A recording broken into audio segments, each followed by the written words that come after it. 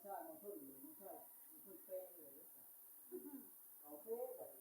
ินทรายน้ำมันจักรตัญญา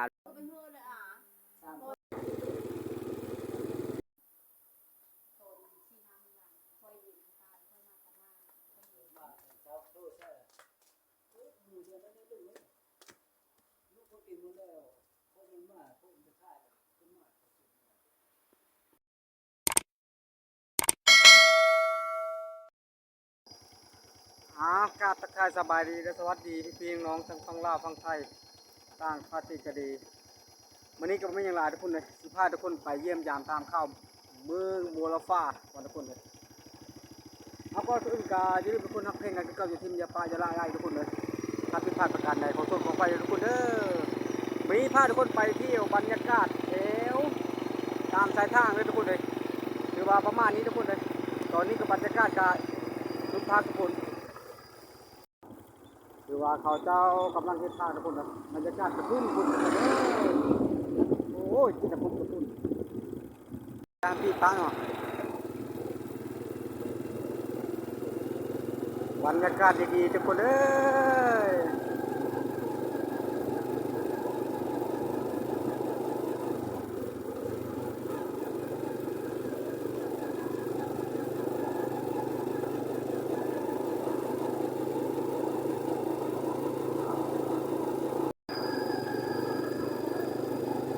บ้านนาเปงเมืองบุรพาทุกคนเอ้ย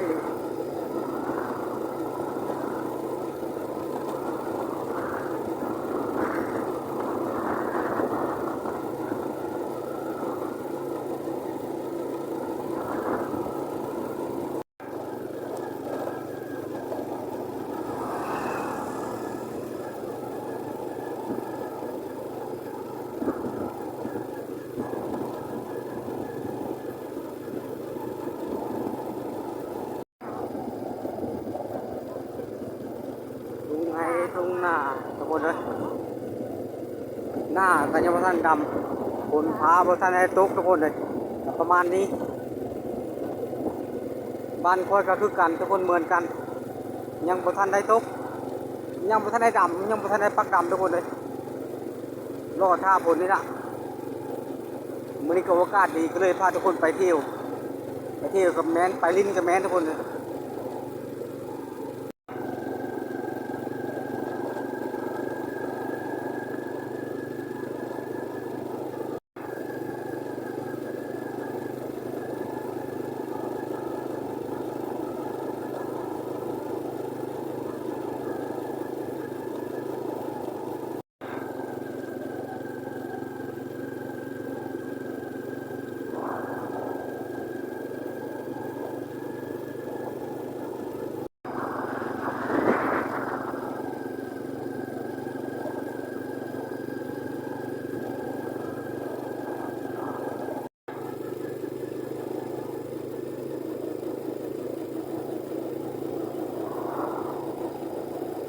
ใกล้จะถึงบัวละพาแล้วทุกคนเลย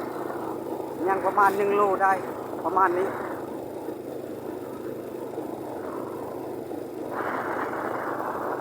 หมู่บ้านแถวนี้เป็นหมู่บ้านลาวถึงทุกคนเด้อเผาลาวถึงไว้ง่ายซะเป็นบ้านตะกล้วยไต้ทุกคนเลย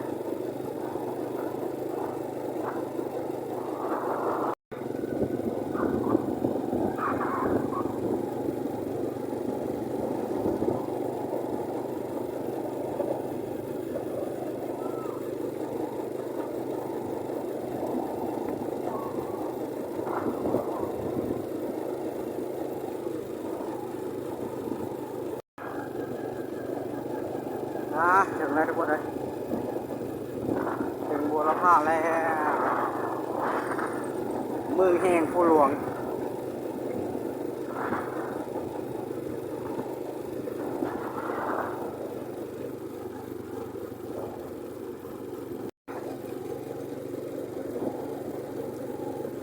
บัวละพาทุกคน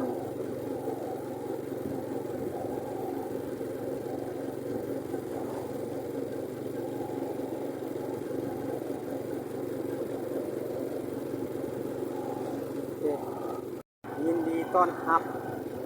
ชาวเมืองบุรพายินดีต้อนรับเป็นว่าเป็นเมืองแห่งท่องเที่ยวตำรอดทุกคนเลยเมืองบุรพา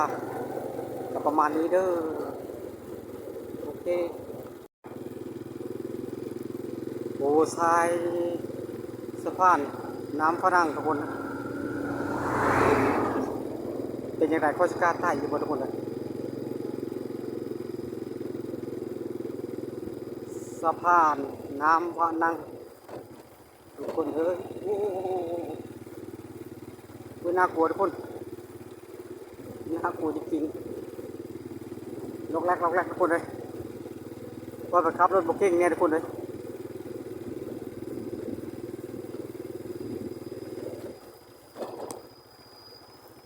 อันนี้คือเข้าตัวเมืองจริงๆบาทนี้โอเค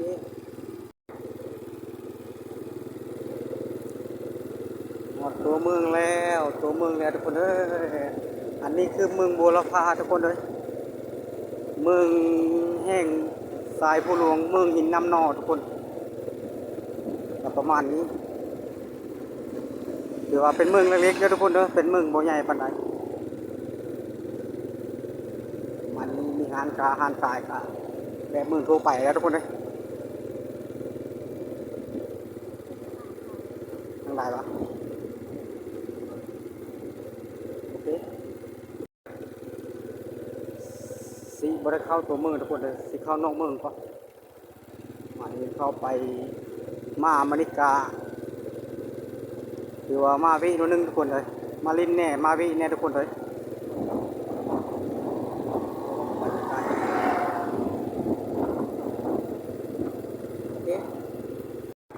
นี่ก็มาเยี่ยมอย่างพี่ชายทุกคนเลยมาอเมริกาพี่ชายแบบว่าเกิดอุบัติเหตุคือไฟลุกทุกคนแต่ว่าบริถ่ายเพื่อนดอกบริถ่ายสภาพการเพื่อนดอกแต่มาถ่ายภาพบรรยากาศให้ทุกคนเห็นว่าบ้านบูรพาทุกคนเลย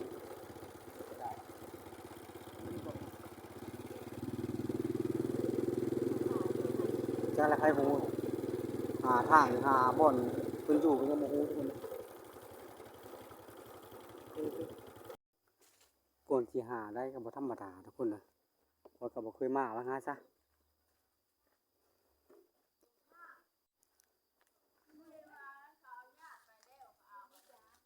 มาเยี่ยมพี่ชายทุกคนเอ้ยพี่ชายเกิดอุบัติเหตุก็ประมาณนี้ล่ะถึกภัยโลกทุกคนเลยเป็นจังไดก็เอาไปเบิ่งเพิ่นก่อนทุกคนเลยถือว่ามาเยี่ยมพี่ชายทุกคนเอ้ยก็มีถึกอุบัติเหตุภัยโลกทุกคนเลยก็ประมาณนี้ละความร้อนเกินไป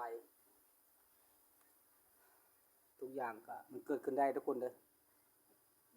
แต่เฮาควรระวังเด้อทุกคนเด้อ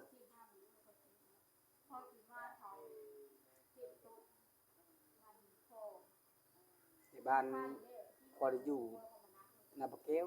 แต่ว่ามาเยี่ยมเพิ่นมาปิ้นมาปูอยู่ที่ทุกคนเลยประมาณนี้กับเพิ่นนี่กลางมุ้งแต่บ่กล้าถ่ายเห็นเนาะมันน่าพนังเนาะมันน่าพนังทุกคนเลยสภาพการก็ข้อยก็บ่กล้าถ่ายให้ทุกคนได้เห็นทุกคนเลย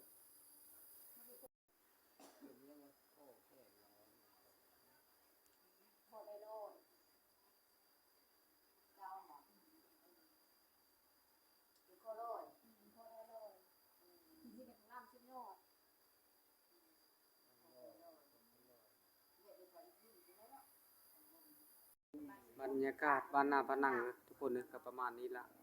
บรรยากาศแดดนี่ทุกคนเลยบ้านนาพนังเมืองบัวลพาแขวงขมวนบรรยากาศคอยมาเยี่ยมพี่สายทุกคนพี่สายก็นอนอยู่ในมุ้งทุกคนประมาณนั้นเขาดำแบบห้าผมไม่น้ำแบบตายมั้งนี่จะก็เลยนึ่งคือนี้ต่อไปเรื่อย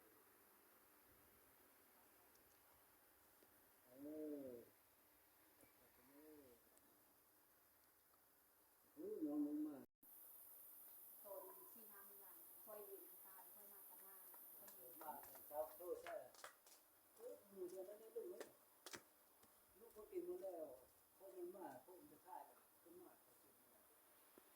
เป็นเพื่อนเลยอ่ะ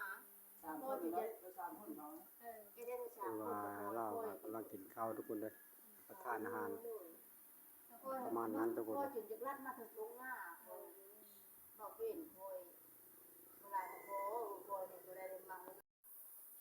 ทุกคนเลยถือว่ามาเยี่ยมพี่ชายก็ถือว่าเดินเติบทุกคน2 3 4 5 ชั่วโมงละถือว่าจะได้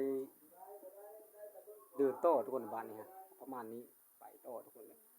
สีมือบ้านนาปุ้งทุกคนเลยบ้านนี้ถือว่าคลิปนี้อาจจะยาวนิดนึงทุกคนเลยโซนี่กับบรรยากาศกระเด็ดแล้วทุกคนเลยถือว่าเด็ดแล้วทุกคนเลยเด็ดร้อนแห้งประมาณนี้บ้านนาผนังทุกคนเลยหัวลายยางทุกคนเลยมีแต่สิไปบ้านนาปุ้งเลยทุกคนเลย